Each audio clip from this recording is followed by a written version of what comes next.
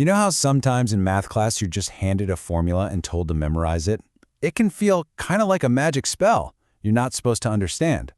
Well, today, we're going to throw that whole idea out the window. We're going to tackle a classic permutation problem using nothing but common sense. Seriously, that's it. Okay, so here's the puzzle. You've got 5 people, but only 3 chairs.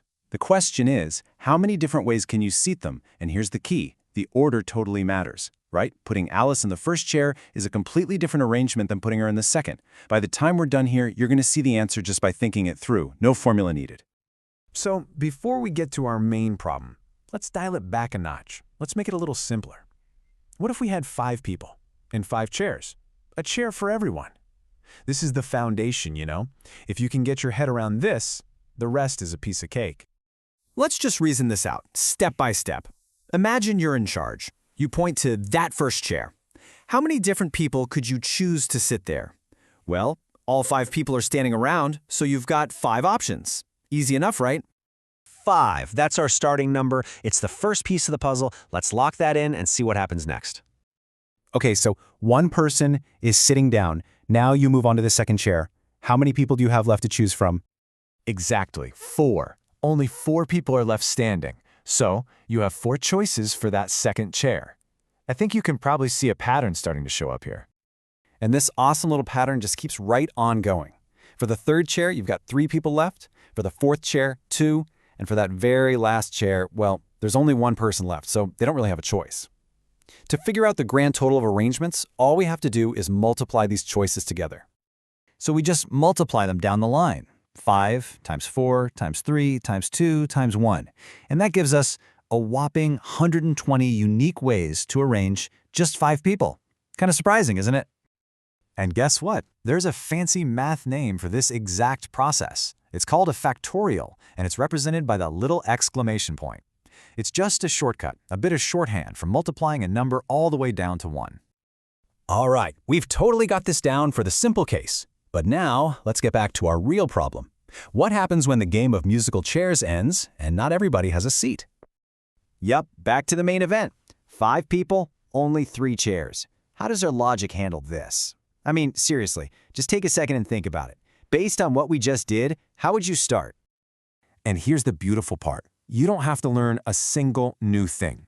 The exact same step-by-step logic we just used is all we're going to need. No formulas, no weird tricks, nothing. The thought process is identical. For chair number 1, we've got 5 people to pick from. For chair number 2, there are 4 people left. And for our third and final chair, there are 3 people still standing. And then we just stop. That's it. Why? Because we ran out of chairs. The other 2 people are just left standing. So our calculation is just 5 times 4 times 3. We just cut the process short.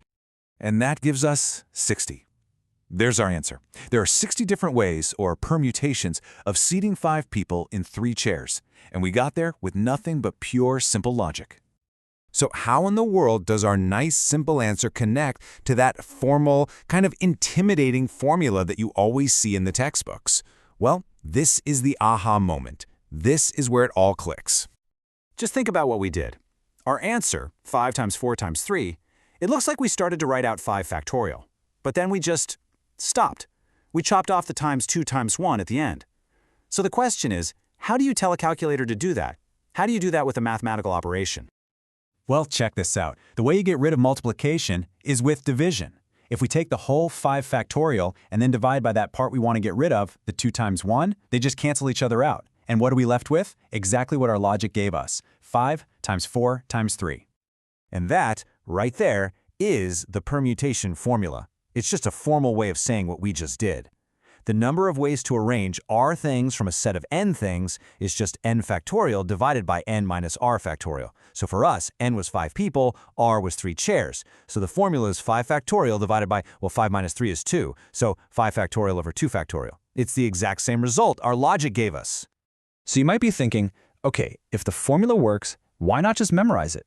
Because understanding why it works is so much more powerful than just knowing that it works. It's like having a superpower.